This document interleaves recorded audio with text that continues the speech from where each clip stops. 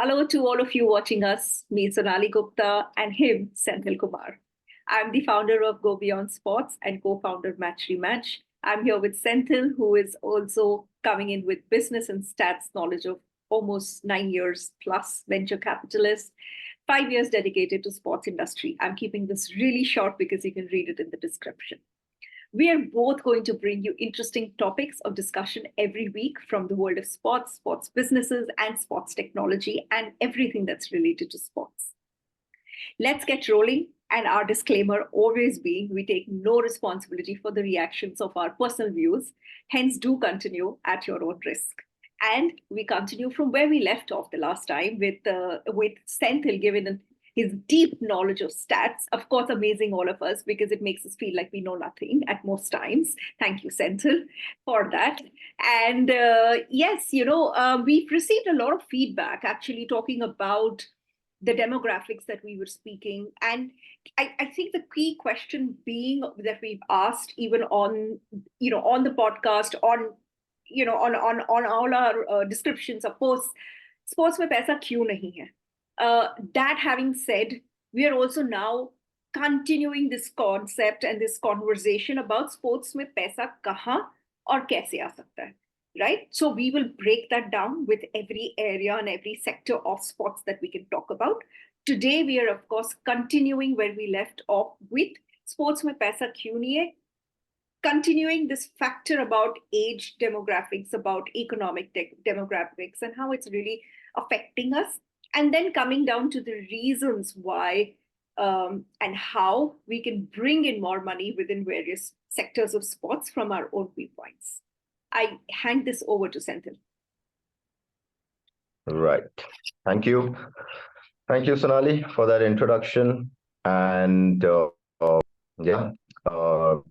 firstly, I would like to thank everyone who has seen our previous podcast. It's amazing, overwhelming support from all friends from the industry and people who have seen it for the first time who didn't even know me. They sort of reached out and, send us some good wishes. So really happy for that. Thank you so much for the love. And hopefully with time, we will start improving the quality of these discussions, probably even the quality of our production for that matter. Abhi to sab jugaad pe chal raha hai. And we'll want to sort of bring in more guests, invite a few people as well, get their perspectives as well. So we're looking to do all of that. Everything is in the pipeline and also be more regular. Sorry for missing out last week. And we'll start off with a weekly structure to begin with. And then slowly our objective would be to reach a stage where we do it alternate days. So hopefully we'll reach that step as well. Now, getting right into this discussion, Sonali. I like how sports people overcome it. It's just there. I'm winning this cup in this year that I have started playing. 101%. I am going to be the winner. देखो जीतने का objective नहीं है तो भाई game खेलो ही मत ठीक है of course step on the ground you have to win that's the only thing right I like that yeah. So let's do that. And I mean, see, clearly what we have noticed from the people who have seen our podcast as well, there is a gap. The information that we are looking to share, there is a gap. People don't have access to that kind of information or how to even research or go about it or how to plan their businesses in sports, plan their revenues.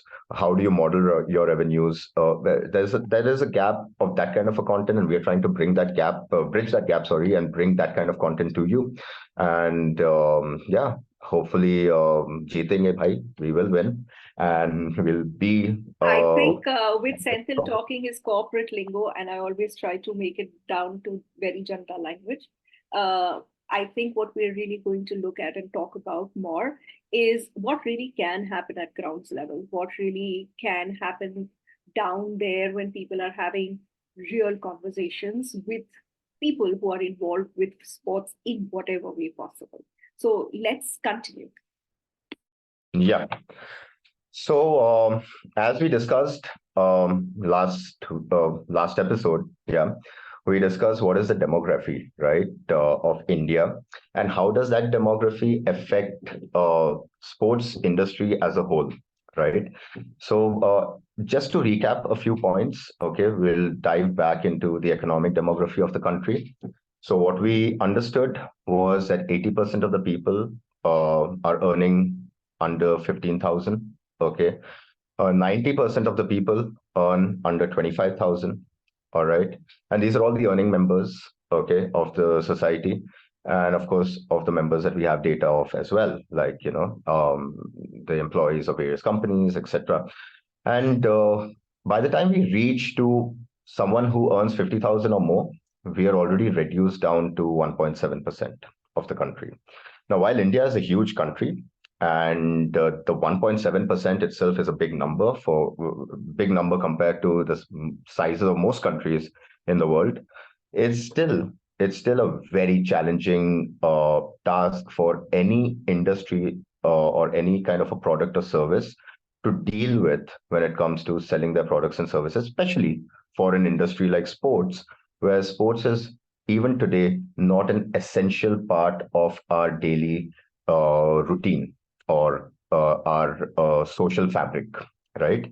So for us to grow in this industry, for us to build businesses and have people have an audience for that kind of you can say service or product, it's still a long way for us to go. And in that journey, today we'll look at how we can model our businesses in certain ways in order to sort of bridge that gap and help us to sustain through that period, which is basically a transition period as of today, which I see that things are changing, people's mindset is changing, people want to play, people want to stay fit, people want to play a sport or just basic fitness. So that mindset is coming in, and definitely it'll take another generation or two generations for that mindset to become a part of the social fabric in itself. But how do businesses now sustain that distance? Let's talk about that. Yeah. So we understand the economic demographic of the country. Now, let's break this down into three major sports businesses, right? One is the academies, your sports Associations, academy associations, all right? coachings, Primarily personal coaching coaching. academies. Yeah, Yeah, primarily coaching academies. The other one is your infrastructure, your recreational infrastructure, which is a great business. And I've been in that business. I've built some infrastructure myself. So I understand that business really well, and I enjoy working in that space as well. And then the other one is manufacturing of sports goods. Okay, that's an interesting space. And pricing over yes. there, and how do you manage quality and pricing? That's something that companies will have to look into. We'll dive deeper into that. And of Sports course, tech. you have, sorry? We have sports tech, which is now the Oh, yeah. most evolving sector in sports. Yeah. Sports And tech, a and lot I of think interesting. I do think, Senthil, we should also give a lot of weightage to sports content, because that's where you and me are also in, right? And and Oh, and yeah. that's the space we should really talk about, because how do we reach? How do we reach? How do sports tech giants reach people? How do sports manufacturing goods reach people? How do these infras get down to reaching people? Academics really require to use social media today, to reach out to a lot more people. So let's talk about content creation.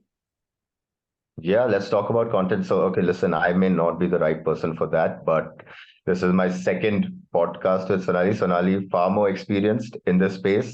And together, both of our experience also may not compare to some of the really most experienced people, but we'll try to pitch in as to how much we understand of this. Absolutely. And quite frankly, Sonali, I did not start this podcast to build it as a business. So, इसमें business point of view तो मैं Of बिल्कुल नहीं course La not. पाऊंगा. बेचारे content creators वैसे भी business नहीं बना पाते हैं out of this, and this is where we really want to address this, because We should.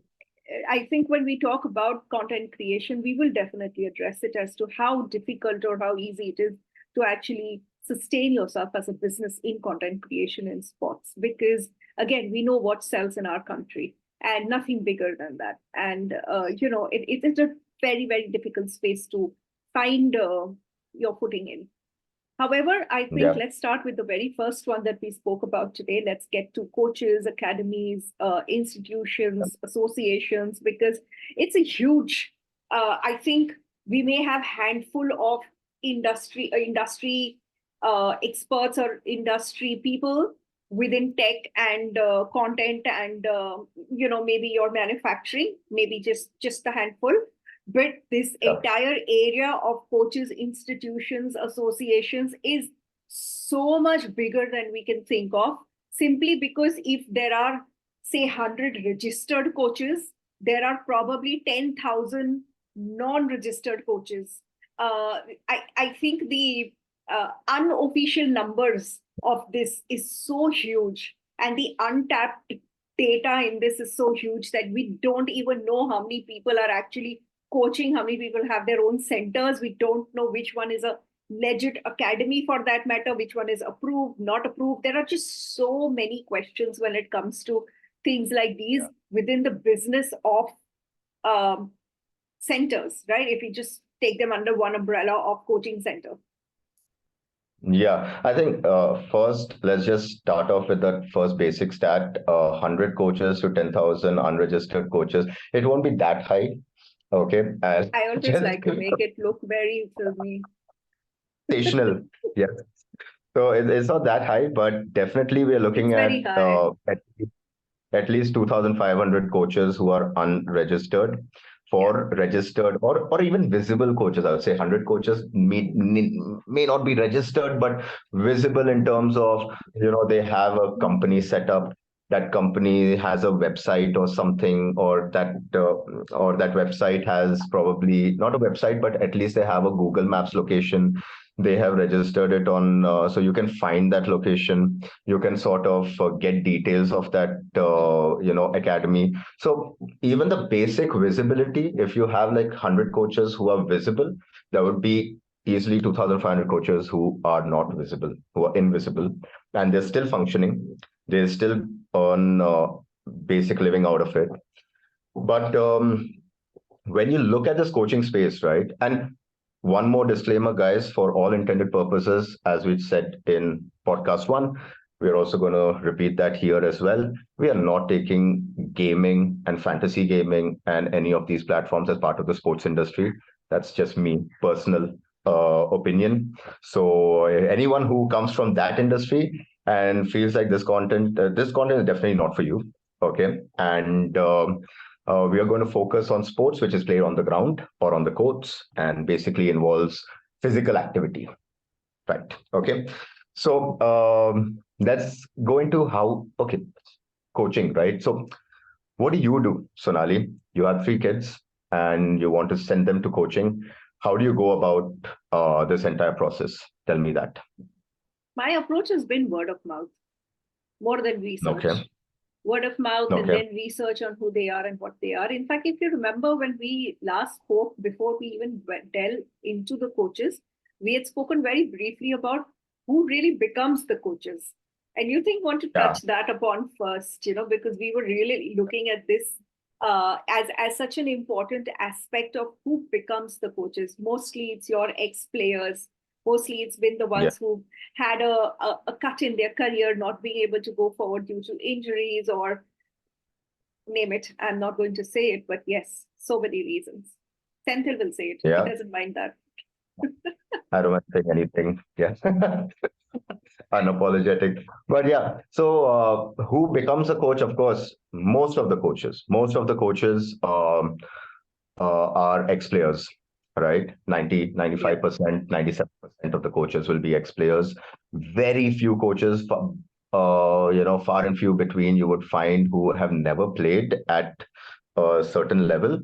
Probably would have played the game at school, college level, stuff like that, but never played as such, who have the passion for becoming a coach. All right. So people who have passion for becoming a coach are very different.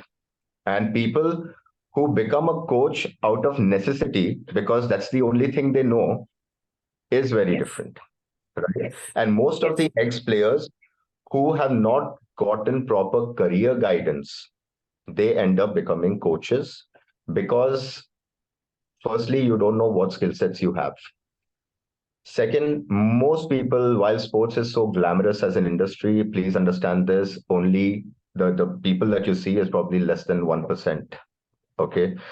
for every player that represents India, there are 100, 500 players who don't represent and they are lost and you have no idea who they are, right? They are the And gods and the demigods and the not so gods category, as Senthil likes to put them.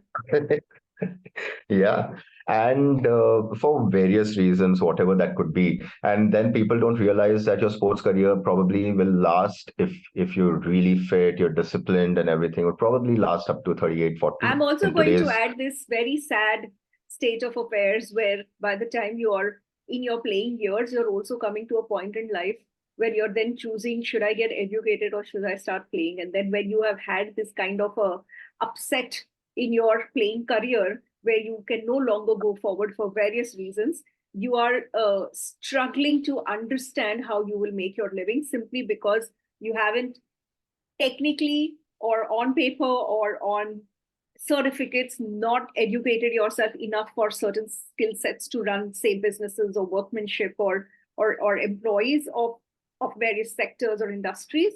And the only skills and sets that you have to fall back upon are your own, which you have acquired within your years as a player, right? So Yeah, that is what you really fall back upon. Of course, there are a lot of them, and we are not arguing this whether they are all choosing to remain not so educated in the literal sense of it over sports. We have some fairly great educated people choosing sports as a passion after having completed studies or during yeah, their studies, people who are able to manage both.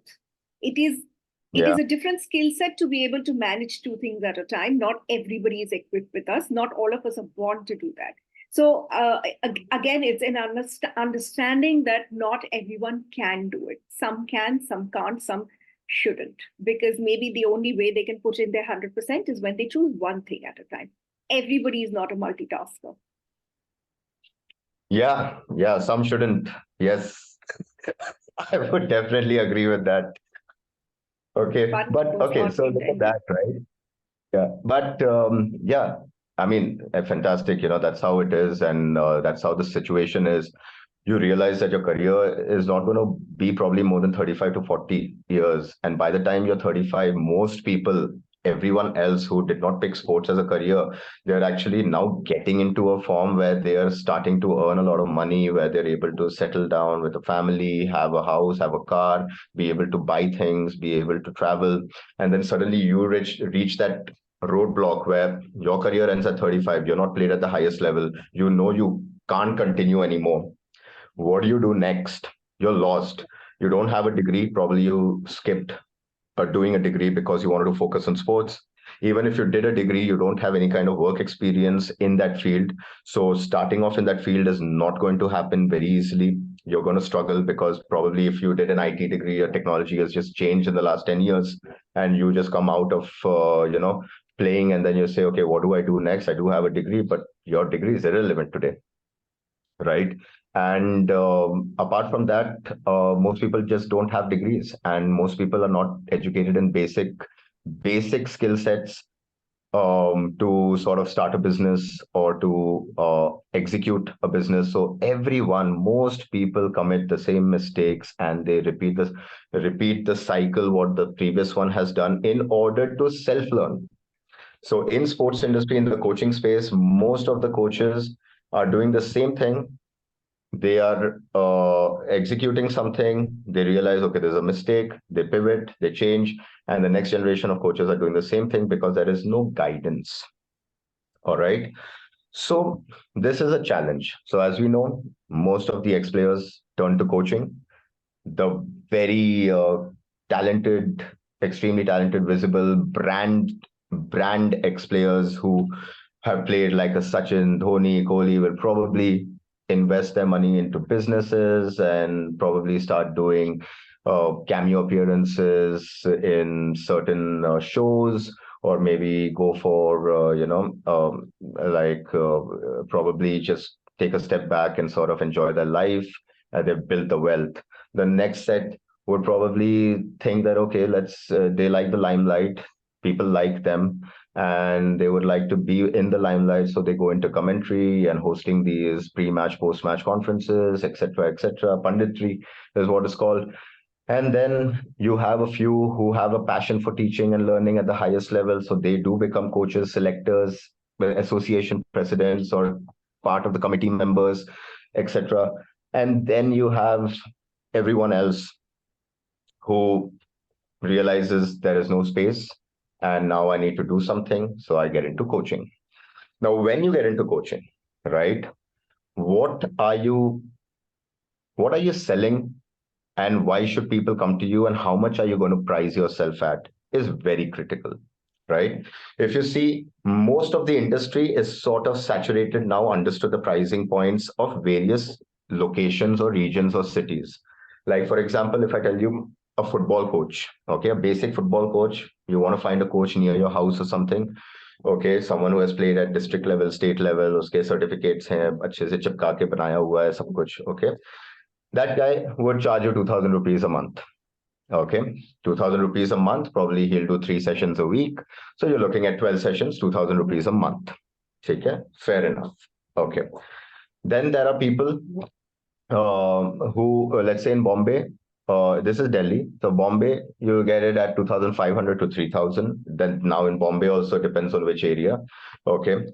In Chennai, if you go, you're looking at 1,500 to 1,700. Okay, so that is a little lower. In Bangalore, again, it is closer to Bombay prices. It is somewhere between 2,200 to 2,500. Okay, so you have pretty much the industry has sort of settled into a revenue structure without knowing it. You just sort of did it automatically. All right. But now here's a challenge. I spoke to a few coaches, and I'll ask you this, Sonali. How many? Okay, tell me one thing. Let's say you start an academy, you got 30 kids, okay? And comfortable, you should be making about 60K a month, all right, from these 30 kids, okay? Now, how many of them uh, probably don't pay after the first month? What percentage? Out of 30? Yeah. I'd say at least half of them don't come back. Half of them. Okay, great. Okay, so no, they will come. I mean, they're coming, but they don't pay. Okay, so that is your first month's non-payment. Okay, you're pretty close actually. It's somewhere like 37 to 40%. Okay, they don't pay. All right. They want to see, acha, okay, mera beta kya seekh raha hai, and all that stuff. You know, there is a more period where they are also delusional. Expectation setting is not done. They think there is going to be an overnight. एक महीने में क्या ये world cup जीत सकता है, just like we are aspiring कि हम रोज पॉडकास्ट करेंगे, तो ये एक महीने में अभी तो भागना शुरू किया या सो ये एक महीने में वर्ल्ड क्लास चैंपियन। आपको क्या लगता है सर, इसमें पोटेंशियल है?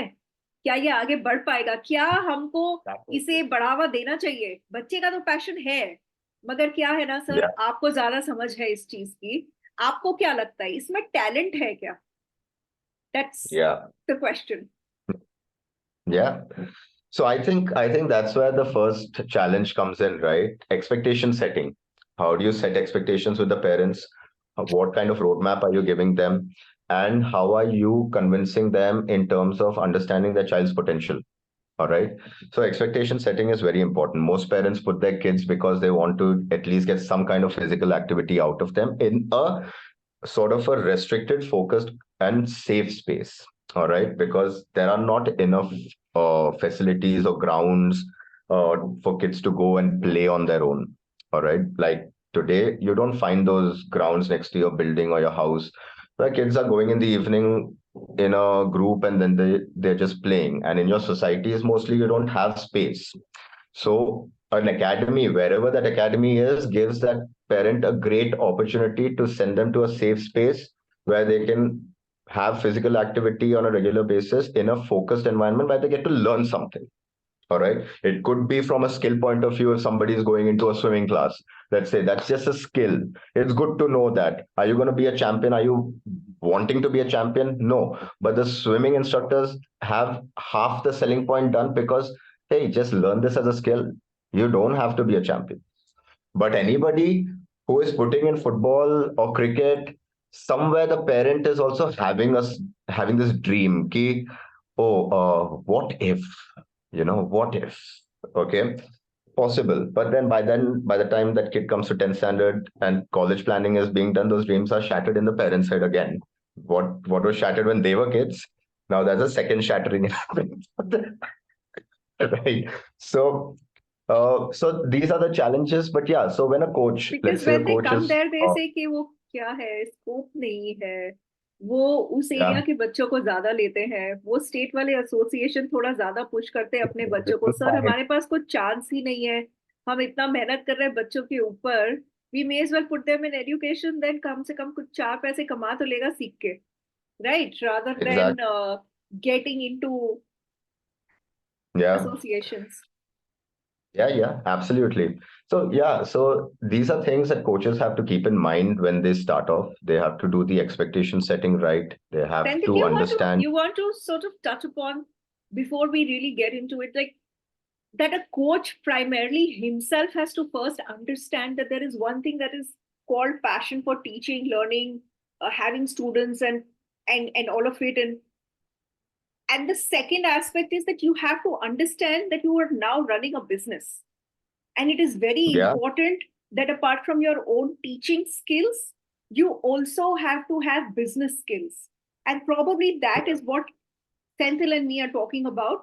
As in, where are we able to bridge this gap for you all to talk about what are the business skills that you can acquire or things that you can look at, and maybe roadmaps that you can make for yourselves that you can yeah, then percolate it down to your students and to your academies. yeah, absolutely. Absolutely. So, yeah, we'll come to that aspect. That's the grander building plan, like, okay, you understand what you need to do, how you need, are you capable of doing it? Are you capable of taking this risk? And then, okay, how do you go about it, right? So yeah, we'll definitely touch upon that as well.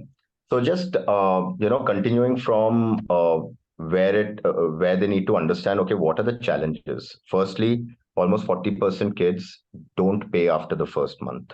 All right. So understand one thing: you are a consultant, you're a coach. First and foremost, always take your fee in advance. All right. This is not a salary that the parent is paying you. This is a fee. This is a consulting fee. Think of it in your head like that. You need to take that money in advance, and you need to set yourself a timeline to which you will allow non-payment. Understand these two things very clearly, right? So let's say, for example, 1 month paid, second month didn't pay, close to 40% people don't pay or delay in the payment. Okay. So then next thing you go into is, okay, second month, are you paying? If you didn't pay the first month, there is a 30% chance that second month that person will not pay. But if they didn't pay the second month, there is a 90% chance that the third month payment will not come. Now we understand the demographic of this country in terms of economy. We understand that most people that you're dealing with are going to be either in the 50K or lower bracket, right?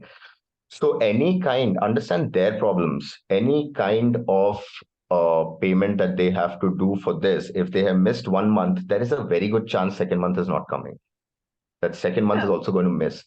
They won't be able to pay you lump sum for 3 months or 4 months together because that is a challenge for them already, right? They have the EMI, they have the groceries, they have everything else that they need to spend on school fees, maybe kids tuition fees, books, whatever it is, and their basic bills.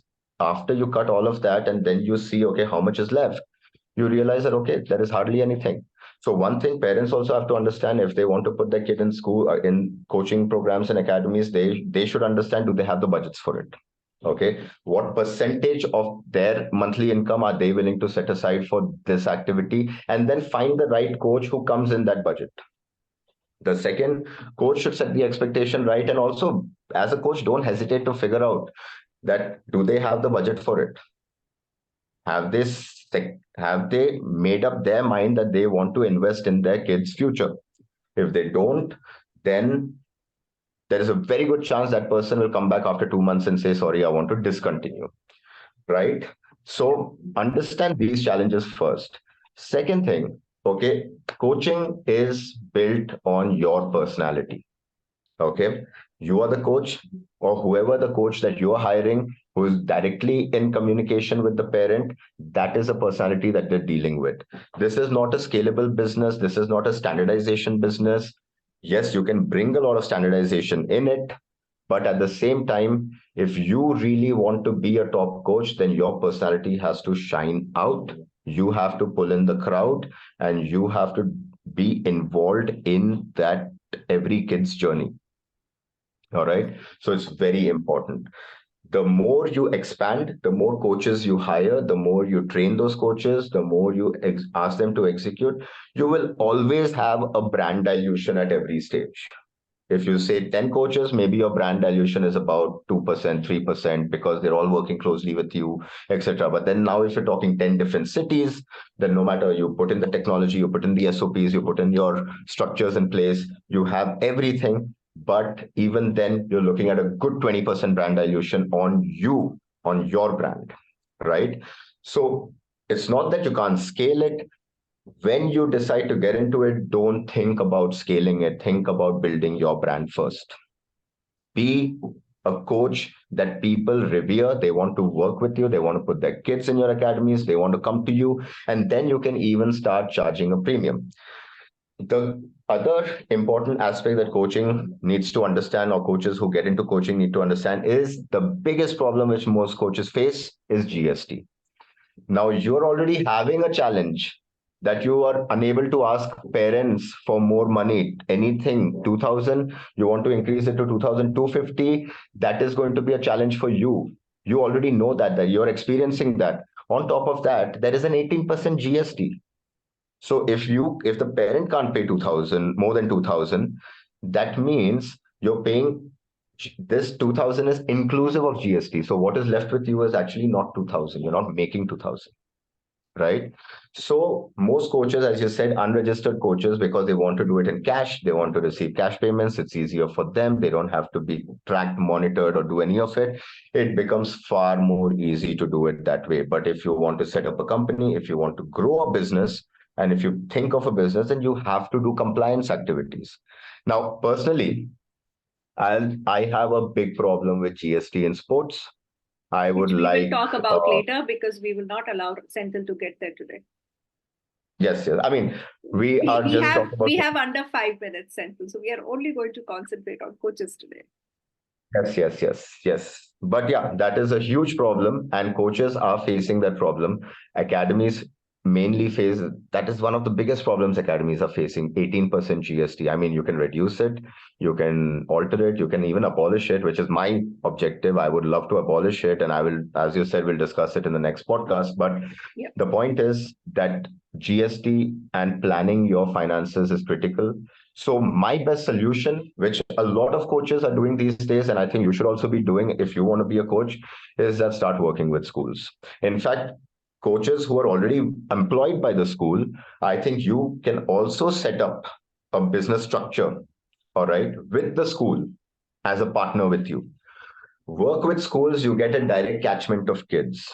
Start off with physical literacy as a program so that it is not restricted to people who are enthusiastic about the sport. Evolve the serious sports enthusiast into a core sports coaching program. So you need to have both aspects involved. You can't be doing one, because otherwise you are already taking a dent on your potential revenues.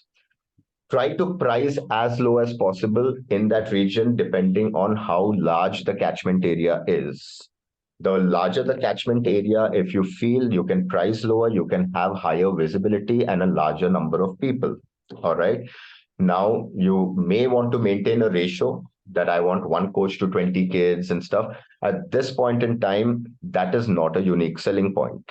I would always tell coaches, don't focus on your ratios. Don't focus as if it needs to be done in certain way that parents come, you have a red carpet for the parents, you have all these extra kharchas and all those things. You're giving them juice, you're giving them, no. Your job is to coach. Focus on coaching, focus on giving time to the kids. You want to have a certain kind of ratios, you can work that out. But again, you need to also see how you're pricing your services. So if you're going to price it lower so you can get a larger catchment, you can do that as well. And you can have different kind of segregated programs with these kids so that none of those kids are going neglected. But at the same time, yes, team is important, but don't focus on ratios at this point in time, trying to explain to the parents that why your academy is different. Oh, because we have one coach to one student. That's not going to help. All right.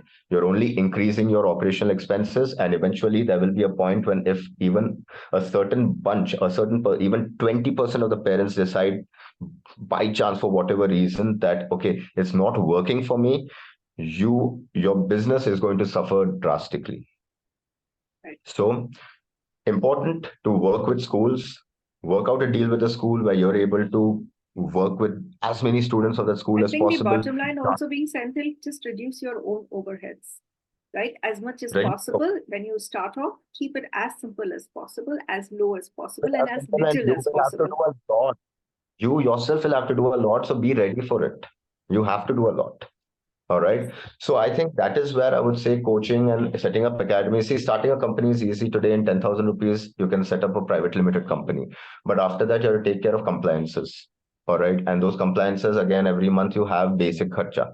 And when you have to do that and you want to hire someone, you want to hire an assistant, you want to do some kind of documentation, you have to make a business plan. And if, of course, we are running out of time today, so definitely if coaches are out there who want to reach out to us and understand how to go about making a business plan, I have already created a program which I wanted to launch with, I don't remember the institute's name right now, but we were looking at launching We something will which put is it down very, on the description. We will put it so down you can on the also, description for everyone to understand. But I think, again, it's like a short conversation. We will continue with the same, talk a lot more on GST this time and the next time. And thank you so much for listening into our conversations. You're welcome to like, write, and comment. Of course, leave your own points of views or opinions. And see you soon with the other friendly banter next week, which is primarily continuing about coaching centers, academies, and of course, GST. See you on and the other other side. businesses. And other And of businesses. course, other businesses in the following episode.